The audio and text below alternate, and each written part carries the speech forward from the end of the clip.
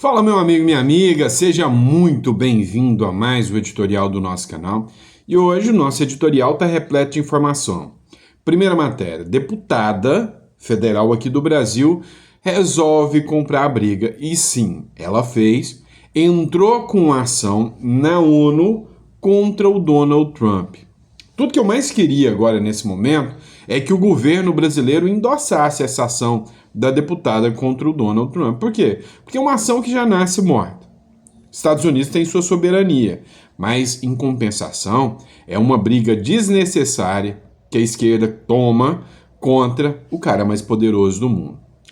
Eu quero ver o resultado final, assim como vocês também querem, tá? Matéria do Poder 360 que a gente vai debater com vocês. Vamos lá. Uma matéria do portal R7 que eu trago para vocês aqui é o seguinte: o Donald Trump resolveu atuar, né? Depois do DOGE, que era aquela secretaria que ele criou lá para o Elon Musk, lembra? Para fazer uma varredura total, buscar dados da USAID, aquilo que o Donald Trump configurou como talvez o maior escândalo da história. Pois é, depois de tudo isso, o Donald Trump resolveu pôr fim a uma política que tem muito a ver com as decisões aqui do Alexandre de Moraes, aqui do Supremo Tribunal Federal no Brasil. Pois é, não é brincadeira não, meu irmão. O Donald Trump colocou fim a uma política de controle de redes que existia lá nos Estados Unidos, iniciada pelo Barack Obama. E isso é uma espécie até de sinalização aos países que promovem, né, a censura à liberdade de expressão. Beleza? Vamos tratar também de uma matéria do Globo. Pois é, a questão é que a cirurgia do Bolsonaro agora, ela acabou fazendo uma coisa muito importante para a própria família do Bolsonaro. O que tem reflexo, tem impacto nas eleições de 2026. Cá entre nós, vamos deixar muito claro, se acontecer alguma coisa com o Lula até 2026, quem eles vão colocar no lugar? Quem é o nome da esquerda? Ninguém. Agora, se o Bolsonaro permanece inelegível ou acontece alguma coisa com o Bolsonaro, tem nome para ser substituto? Você votaria em Michele Bolsonaro, em Eduardo Bolsonaro, ou seja, citando a própria família Bolsonaro, ou podemos ir além, né? Você citaria nos herdeiros do Bolsonaro, que seria o próprio Tarcísio de Freitas, o Caiado, o Zema? É óbvio que sim. E aí essa matéria da Globo aqui, da Bela Megali, né, mostra um certo desespero da galerinha da Left People, tá? Vamos lá. Editorial do Estadão confirma a estratégia do Bolsonaro. O Brasil vai falir. Pô, Santos, você tá falando que a estratégia do Bolsonaro é deixar o Brasil falir? Cara, dura que é. Porque há uma estratégia no sentido de que o Lula vai destruir tanto as contas públicas, vai destruir tanto o Brasil, que o povo vai tomar ódio do PT até 2026. E aí a direita renasce. Só que o problema é que a direita vai pegar um carro fundido. Até ela arrumar o motor, a esquerda vai usar todas as narrativas que ela já está acostumada. A gente vai falar sobre isso aqui. E aí, por fim, né, o Itamaraty está sendo cobrado pelas decisões do ministro Alexandre de Moraes, lá da Espanha, lá, né, sobre o Oswaldo Eustáquio. Parece que as coisas estão partindo aí para um ritmo mais acelerado contra o STF. Será que a ficha caiu por parte, inclusive, do sistema progressista brasileiro, que eles extrapolaram, que eles passaram das contas no poder que eles deram ao ministro Alexandre de Moraes? Pois é, tudo isso é fruto de análise aqui no nosso editorial. Muito obrigado, sejam todos muito bem-vindos. É sempre um prazer enorme e gigante estar aqui com vocês. E aí eu tenho que pedir, né, se você puder levar em consideração a hipótese de se inscrever no canal, de dar força para o canal. Vamos bater a meta de 2 milhões de seguidores e mostrar que nós, conservadores, estamos firmes e fortes para isso, tá bom? Bora começar? Vamos lá? Tá pronto? É o seguinte, vamos começar com matéria do Poder 360. Essa aqui é a deputada federal, deixa eu sumir aqui para ela aparecer mais, Erika Hilton, tá? O que aconteceu? A deputada Erika Hilton é uma deputada federal trans, tá bom? E ela tinha um visto norte-americano. O visto norte-americano constava, né, um visto que foi tirado na época, ainda Biden, se eu não me engano, constava a deputada como mulher, certo? Agora o Donald Trump mandou refazer os vistos dela, da deputada Duda Salabert e do mundo inteiro, constando homem para quem nasceu homem e mulher para quem nasceu mulher. E aí é que entra a cerejinha do bolo, que é interessante. Erika Hilton aciona a ONU contra Trump por receber visto masculino. A congressista considera o caso como transfobia de Estado e articula uma ação jurídica internacional. A mulher transgênero e deputada Erika Hilton afirmou na quarta-feira que acionará a ONU contra o governo dos Estados Unidos depois de receber um visto que ela atribuiu o gênero masculino. É o seguinte, ela vai ter que entrar com ação também contra, né, a Suprema Corte do Reino Unido. A galera lá da Europa, lá, que ainda, diga-se de passagem, é um tantinho quanto progressista ainda, né? Por quê? Porque lá a Suprema Corte acabou de entender que homem é homem, mulher é mulher, e ponto. Né? Foi a decisão em curtos panos, né, de decisão da Suprema Corte. E aí vem a Folha de São Paulo também, né, que tratou do tema também. Isso aqui foi polêmica, foi assunto até do Jornal Nacional. A Embaixada dos Estados Unidos diz que só reconhece 2 sexos imutáveis ao responder o visto sobre visto de Erika Hilton. E aí, né, quando eles questionaram os Estados Unidos, olha, como é que você pode fazer isso? Você está sendo transfóbico, misógino, não sei o quê. Eles falaram, moça, deixa eu te contar uma coisa. Você está sendo negacionista. Segundo a ciência, só existe homem e mulher. Só isso, tá? E aí, a Maria Fernanda, ela fez um videozinho também tratando sobre esse tema. Acompanha só. Vocês viram que a Erika Hilton tá pistola, tá revoltada com Donald Trump? A Erika Hilton, pra quem não sabe, é uma deputada transexual. Ela tá revoltada porque ao tirar o visto norte-americano dos Estados Unidos, eles identificaram ela como homem, né? Como masculino e não como feminino. E segundo ela, a situação foi constrangedora. Mas é que eu tenho uma dúvida genuína. Se eu me vestir como médica e mandar todo mundo me chamar de doutora, senão vai ser processado. E inclusive obrigar a constar nos meus documentos a minha ocupação como médica, mesmo que eu não tenha cursado medicina. Isso é válido? Isso me torna realmente uma médica? Só uma dúvida. O que eu acho mais contraditório é ela acusar o Donald Trump de homofóbico. Por acaso alguém sabe se o Trump tem alguma política de extermínio aos gays? Pelo contrário, né? O capitalismo woke nasceu nos Estados Unidos. Agora, por que a Erika Hilton não fala a mesma coisa da Palestina? Por que ela não fala a mesma coisa do Hamas? Afinal, a gente sabe o que eles fazem com homossexuais. E um parênteses aqui, eu estive em Israel, eu estive na faixa de Gaza e eu visitei um vilarejo com várias bandeiras LGBTs lá em Israel, tá? Que foram queimadas pelo Hamas no dia do ataque em outubro. Mas e aí, qual a sua opinião sobre o assunto? Deixa aqui nos comentários. Vocês viram que a Erika Hilton... Olha, eu desafio você a entrar numa loja da Rolex, tá? Ou entrar numa loja da BMW, ou da Porsche, ou da Puma, e lá comprar um carro e falar, eu vou entrar e vou sair com o carro. Eu me sinto rico. E se você não deixar eu sair com o carro daqui, você é ricofóbico. E aí eu vou te pegar, eu vou te processar. Tenta fazer isso. Só depois me diz qual vai ser o resultado. Só pra gente saber, tá bom?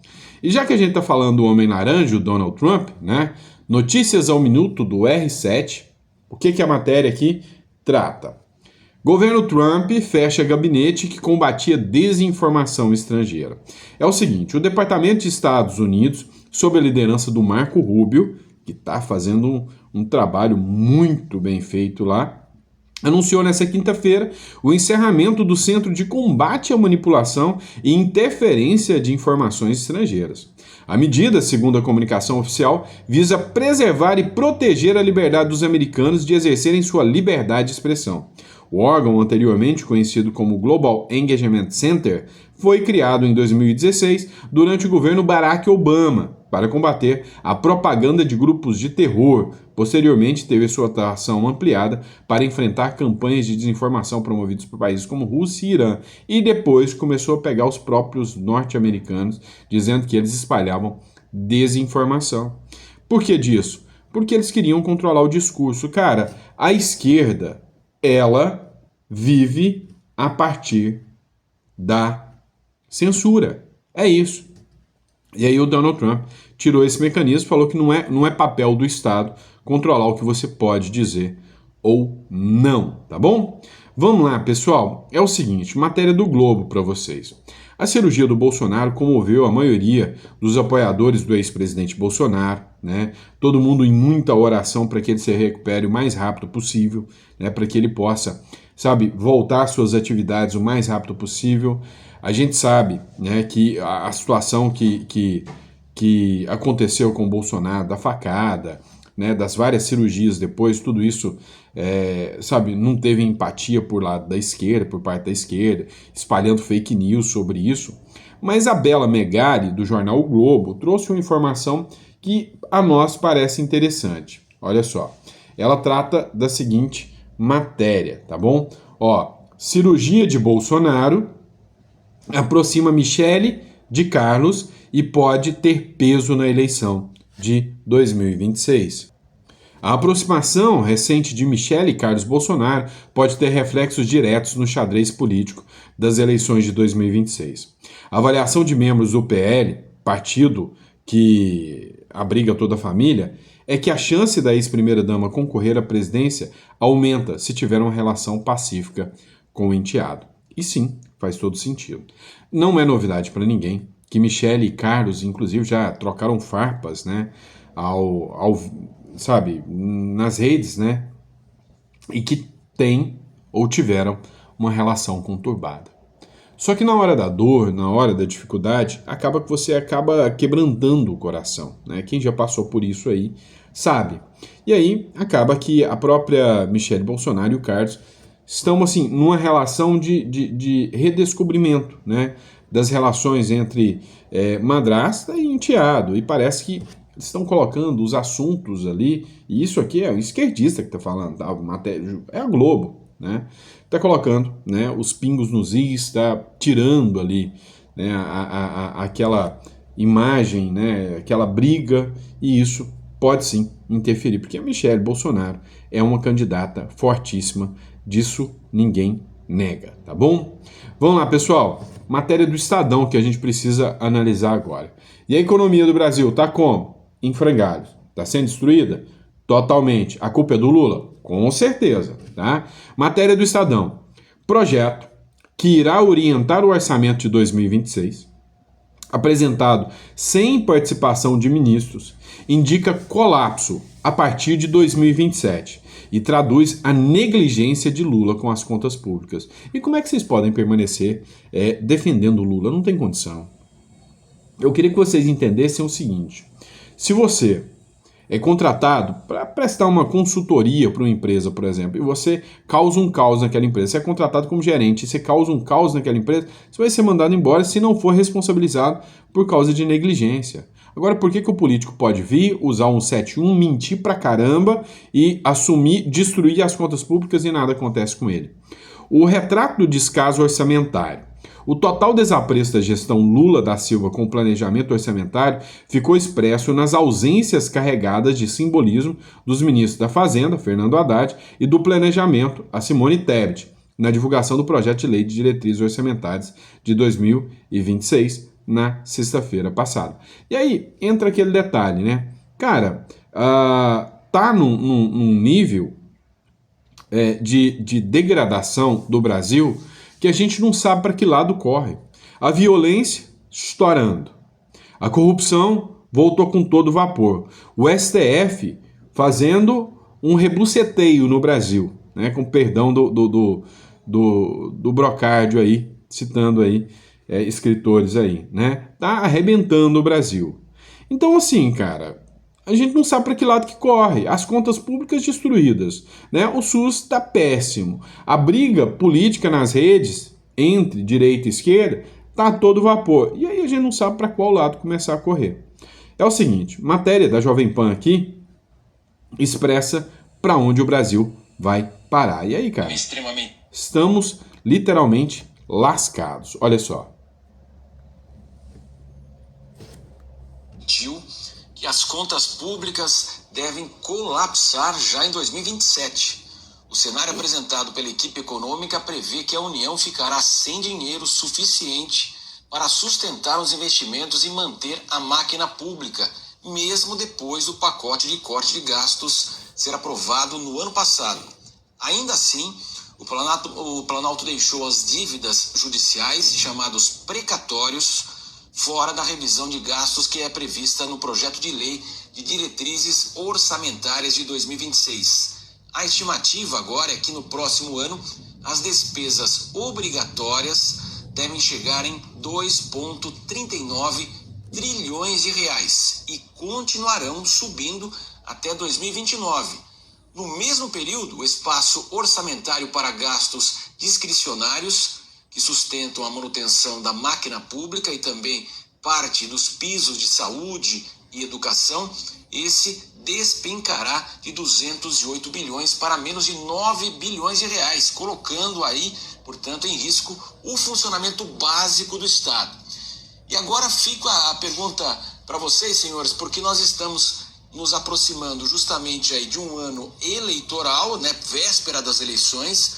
A gente pode esperar que haverá economia, ajuste fiscal, se avizinhando aí uma eleição presidencial em 2026, também extremamente delicada, né? O governo... Então eu respondo para ele, né? Não. Pelo contrário, o Lula vai gastar mais e mais e mais. E quem vai pagar somos nós. Às vezes dá aquela sensação, né? Aquela impressão de que nós estamos... de que o PT foi colocado ali, infiltrado por algum país que queria destruir, né? E colocou ali um sabotador para destruir o Brasil, né? Não tem condição.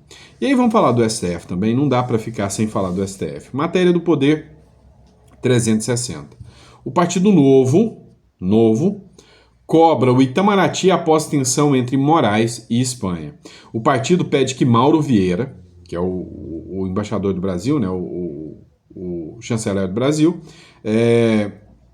Mauro Vieira esclareça a situação entre os países, depois de o STF negar extraditar o traficante em retaliação ao Oswaldo Eustáquio. E o pior, tem intimado o embaixador da Espanha para prestar esclarecimento em 5 dias. Ele simplesmente vai ignorar, né? Vai ignorar o Alexandre de Moraes. Deputados federais do Partido Novo apresentam nesta quarta-feira um requerimento exigindo que o ministro das Relações Exteriores, Mauro Vieira, preste informação à Câmara sobre a situação das relações bilaterais, né, entre o Brasil e a Espanha, depois de uma tensão entre o ministro do Supremo Tribunal Federal e o país europeu. E aí o que mais assusta é literalmente isso, né? O Supremo entrando em conflito com outro país. O vereador de São Paulo, Adrilles Jorge, ele fez um comentário sobre essa atuação do Supremo Tribunal Federal. Acompanhe aqui comigo, pessoal. Reconhece que o Brasil é uma ditadura do judiciário. A Espanha se negou a extraditar Oswaldo Eustáquio, um jornalista bolsonarista acusado de fake news e de exploração de menores. Sabe por quê? Porque a filha dele postava em defesa do pai aqui no Brasil. Nada disso é crime na Espanha. É crime de opinião, legítima liberdade de expressão, tanto na Espanha quanto em qualquer país democrático. E aí o que fez o senhor Alexandre de Moraes? Negou a extradição de um criminoso traficante preso com 52 quilos de cocaína, um búlgaro que deveria ter sido extraditado para a Espanha, e converteu a prisão dele aqui no Brasil em domiciliar. É isso que você está escutando. Para Alexandre de Moraes, vale mais prender um blogueiro, um jornalista por crime de opinião, do que um traficante de drogas que deveria ser extraditado para a Espanha, e ele falou que não tem reciprocidade da Espanha. O mundo civilizado, democrático, a União Europeia e os Estados Unidos já reconhecem que o Brasil é uma ditadura judiciária. Os Estados Unidos também negou a extradição do Alan dos Santos por eventuais crimes de opinião. O Departamento de Estado americano sempre falou, isso aqui são palavras, são críticas. E as críticas são legítimas dentro de um processo democrático. Para Alexandre de Moraes e para a ditadura do STF, tráfico de drogas é tranquilo, é passível de soltura. Mas crime de opinião, não. Se isso não é coisa de ditador, para você que é de direita, de esquerda, de cima, abaixo, então não existe mais ditadura. O Brasil é uma ditadura do judiciário. E com essa afirmação, o que o brasileiro vai fazer? Vai se submeter ao julgo eterno de um homem megalomaníaco e ditador, que é o senhor Alexandre de Moraes, que é conhecido mundialmente como ditador? É isso que a gente merece e que a gente vai aceitar? A Espanha Pois é, você vê que essas aqui são falas de um vereador eleito, né, da cidade de São Paulo, né? Que assim, é óbvio que preocupa. Por quê? Porque a gente sabe o quanto é preocupante, né? E aí, né, veio uma matéria do Metrópolis, ainda tratando desse caso do Oswaldo Eustáquio. A decisão da Espanha pressiona Moraes e ajuda Bolsonaro. É o que diz aqui a matéria do Metrópolis. Acompanha aqui. Eu disse para vocês que me chamou muita atenção o Metrópolis dá voz, né, ao Oswaldo Eustáquio, que nenhum jornal, né, de grande repercussão tinha feito isso até agora, mas acompanha só esse trecho aqui. Declaração, nessa decisão, no cenário internacional, gera uma pressão sobre o ministro Alexandre de Moraes, pressão essa que antes dessa declaração da Espanha já vinha dos Estados Unidos. Essa decisão da Espanha dá mais força para tudo que está acontecendo nos Estados Unidos, em que os deputados dos Estados Unidos estão buscando uma forma de punir o ministro Alexandre de Moraes, através da Lei Magnitsky, através de ferramentas que vão ser discutidas pelo Congresso norte-americano. Então essa decisão da Espanha fortalece tudo o que está acontecendo nos Estados Unidos para uma pressão. O ministro Alexandre de Moraes ter que recuar dessas prisões, nessas questões aí do pessoas que estão exiladas fora do Brasil, como eu estou exilado. Convidam que essa decisão não só beneficia a mim, mas beneficia também ao ex-presidente Jair Bolsonaro. Porque na minha decisão ela fala, o jornalista Oswaldo Eustáquio não pode ser devolvido porque ele não está sendo julgado por uma questão pessoal, está sendo julgado por uma questão coletiva envolvendo o presidente Bolsonaro. Ou seja, se há uma perseguição contra mim, há uma perseguição também contra o presidente Bolsonaro. E o mundo inteiro está sabendo disso. Então isso fortalece demais essa pressão que você falou aí, que vem dos Estados Unidos. Faz muito sentido isso que ele falou, uma vez que na própria decisão da Espanha houve o reconhecimento de que há uma decisão coletiva, uma perseguição coletiva contra todos do espectro opositor político e relacionado ao Bolsonaro. E é óbvio que a defesa pode usar até isso como argumento. Agora o que a gente precisa utilizar e que faz sentido o que o Oswaldo Eustáquio passou aqui é que literalmente, né, quando a gente observa a situação, o dado, né, concreto aqui exposto, os Estados Unidos estão mirando o Alexandre de Moraes. Os Estados Unidos estão mirando o ministro do Supremo. E é óbvio que essa decisão repassada aqui dá mais força. É óbvio que essa decisão aqui da Espanha fortalece o discurso dos Estados Unidos. É óbvio que essa decisão aqui, numa eventual denúncia que o Marco Rubio prometeu fazer ao Tribunal Penal Internacional, tem mais força. É uma decisão da Espanha, uma decisão dos Estados Unidos. Daqui a pouco, quem sabe, vem uma decisão acertada da Argentina. E aí, aos poucos, essas medidas que estão sendo expostas vão enfraquecendo a força do judiciário, do ministro Alexandre de Moraes e vão dando mais força aos Estados Unidos. Eu já disse para vocês que a minha visão é que o Donald Trump é um cara estrategista, ele está esperando entrar 2026, período eleitoral, para partir com maior voracidade contra o ministro Supremo Alexandre de Moraes. Assim assusta os demais e ao assustar os demais causa um recuo e aí é óbvio que ele vai pôr pressão aqui em 2026, eu não tenho dúvidas disso, tá? Desculpa aí, mas eu não tenho a menor dúvida de que 2026 haverá uma pressão muito grande por parte do Donald Trump, assim como houve do Biden contra o Bolsonaro. Assim como o Biden pressionou e muito o Bolsonaro aqui durante o período eleitoral de 2022. Isso não é novidade para ninguém, né? A medida é de reciprocidade, eu acho que o Trump também vai responder com a mesma moeda, vai partir no mesmo sentido, tá certo? E aí, concorda com isso? Não concorda? Qual que é o seu posicionamento? Coloca aí no comentário que eu quero saber, tá bom? E daqui a pouquinho a gente volta com o nosso último editorial do dia para vocês. 7 horas a gente tem um encontro marcado aqui. Fechou? Grande abraço, fica com Deus e até o próximo editorial.